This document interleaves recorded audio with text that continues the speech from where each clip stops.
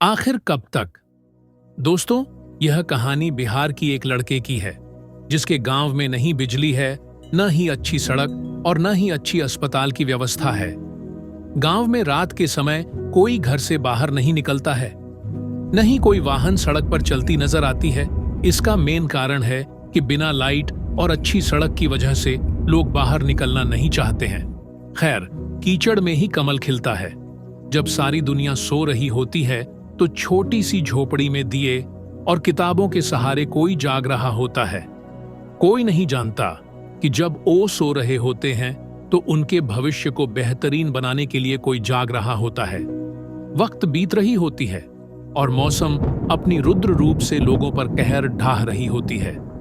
बरसात आती है और किसानों के फसलें और झोपड़ी को बाढ़ में बहाकर ले जाती है, जिसमें सरकार लोगों की थोड़ी बहुत मदद कर रही होती है।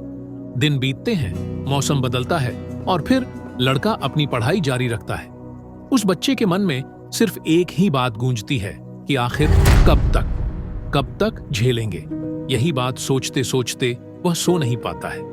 फिर वह मन में ठान लेता है कि एक दिन वह इन सब हालातों से अपने गांव को मुक्त करा के रहेगा।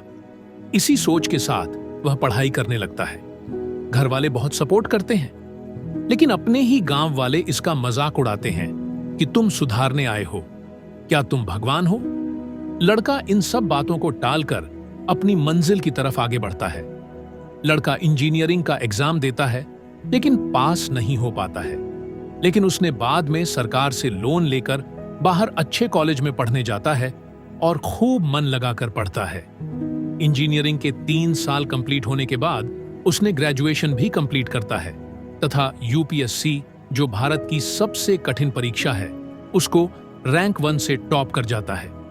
उसके टॉप करते ही पूरे देश में न्यूज आती है कि बिहार का एक लड़का, जिसके गांव में न बिजली है, न ही अच्छी सड़क, नहीं रहने को घर है, उसने यूपीएससी में रैंक 1 लाकर टॉप किया है। यह खबर उसके गांव में पहुंचते ही लोग हक्का बक्का रह जाते हैं। एक दिन लड़का नीली बत्ती वाली गाड़ी में अपने गांव पहुंचता है।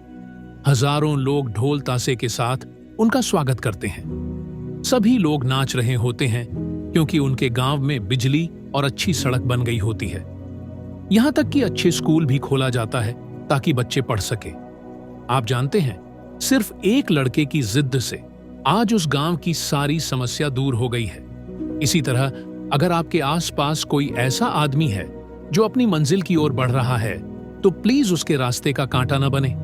क्या पता उसके सफलता में सारे इंसान की सफलता छुपी हो।